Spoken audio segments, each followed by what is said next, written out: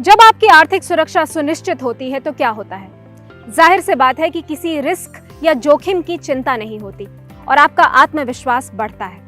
Insurance risk को कम करने के लिए ही अपनाया जाता है और बात जब हमारे किसानों और उनकी फसल की हो तो इंश्योरेंस के मायने कई गुना बढ़ जाते हैं।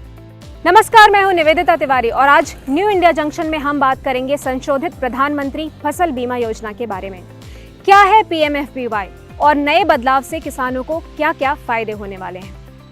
मोदी सरकार ने 13 जनवरी 2016 को प्रधानमंत्री फसल बीमा योजना को मंजूरी दी थी। इसका एम यानी मकसद क्या था कि देश के किसानों को किफायती फसल बीमा मिले और जो उपज संबंधी रिस्क यानी जोखिम है उनके व्यापक कवरेज के संदर्भ में जो सबसे अच्छा और जो सबसे किफायती विकल्प हो वो किसानों को मिले। प्रधानमंत्री फसल बीमा योजना के अंतर्गत फसल चक्र में आने वाले वे सभी प्राकृतिक जोखिम जिन्हें रोका नहीं जा सकता उन्हें कवर किया गया है। बुवाई से लेकर फसल की कटाई तक जो भी रिस्क हैं सब पर बीमा है। प्रधानमंत्री फसल बीमा योजना में 23 करोड़ से अधिक किसानों के आवेदनों को कवर किया गया है और साथ ही सिर्फ 4 वर्षों में 7.2 करोड़ से अधिक किसानों को फायदा हुआ है। 17,450 करोड़ रुपए के प्रीमियम के मुकाबले 87,000 करोड़ रुपए से अधिक के दावे को भुगतान किया गया है। आइए कुछ किसानों की जुबानी जाने उन्हें प्रधानमंत्री फसल बीमा योजना से किस प्रकार लाभ मिला है। मेरे पास 12 एकड़ जमीन है, उसमें से 10 एकड़ सोयाबीन का ज़्यादा बारिश होने से बहुत नुकसान हुआ था। इसलिए हमने बीमा भरा था। इसलिए बीमा कंपनी के लोग हमारे खेत में आए और उसने पंचनामा भी किया। उन्होंने पंचनामा करके हमको पूछताछ करके वो वापस गए। फिर हमने ये बीमा ई-सेवटर से भरा था। ये पीक बीमा योजना पंतप्रधान योजना से चालू हो गए, इसलिए हम किसान को जल्दी से फायदा मिल गया। मैं इसलिए सब किसान भाई को इस योजना में शामिल होने के लिए विनती करता हूँ। मैं मेरी खेती में खरीफ सोयाबीन का फसल लेता हूँ। इस साल बारिश बहुत हुई, इसकी वजह से हमारा बहुत नुकसान हो गया हुआ, लेकिन मैंने पंतप्रधान बीमा लिया हूँ या उसकी वजह से मेरी नुकसान मुझे सरकार के तरफ से मिल गया। मैंने ये बीमा CSC सेंटर में ऑनलाइन तरीके से भर दिया था और कंपनी के टोल फ्री नंबर पर मैंने फ़ोन करके सब फसल का पंचनामा किया था। इस योजना में मैंने 900 रुपये का प्रीमियर भर दिया था।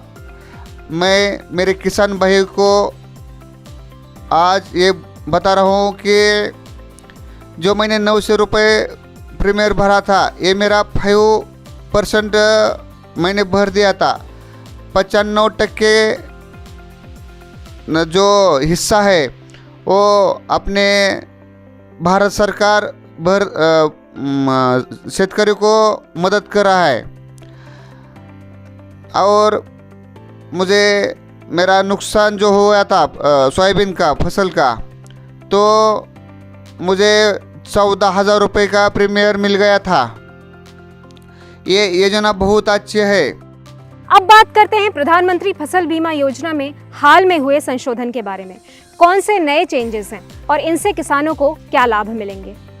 PM फसल बीमा योजना का पुनर्गठन कवरेज को बढ़ाने और किसानों को अधिक लाभ देने के लिए किया गया है। किसानों से फीडबैक यानी कि सुझाव लिया गया और उस फीडबैक के आधार पर इस योजना की सदस्यता को स्वैच्छिक यानी कि वॉलंटरी बनाया गया है।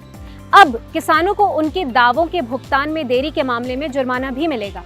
इससे किसानों के बकाया का समय पर निपटारा सुनिश्चित होगा।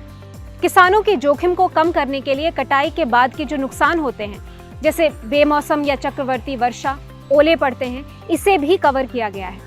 योजना लागू करने में राज्यों और केंद्र शासित प्रदेशों के लिए लचीलापन यानी फ्लेक्सिबिलिटी होगी और उनके पास प्रतिबंधित बुआई, लोकल डिजास्टर, मिड सीजन में विपरीत परिस्थिति और फसल कटाई के बाद के नुकसानों जैसे एडिशनल रिस्क कवर में से कोई एक या अनेक चुनने का विकल्प होगा।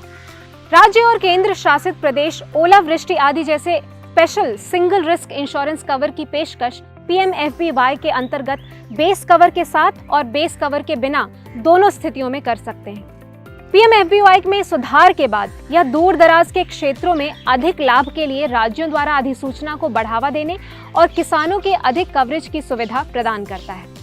केंद्र और उत्तर पूर्वी राज्यों के बीच प्रीमियम सब्सिडी को जो साझा करने का पैटर्न था वो पहले 50-50 का था, उसे बदलकर 90 और 10 कर दिया गया है।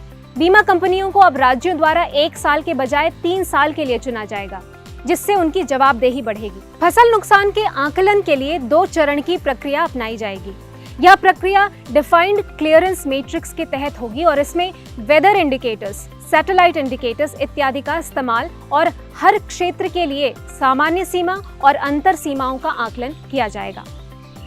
इसमें लोकल और सब लोकल वेदर की वजह से हुए नुकसान को भी माना जाएगा। यह सुविधा पहले उपलब्ध नहीं थी।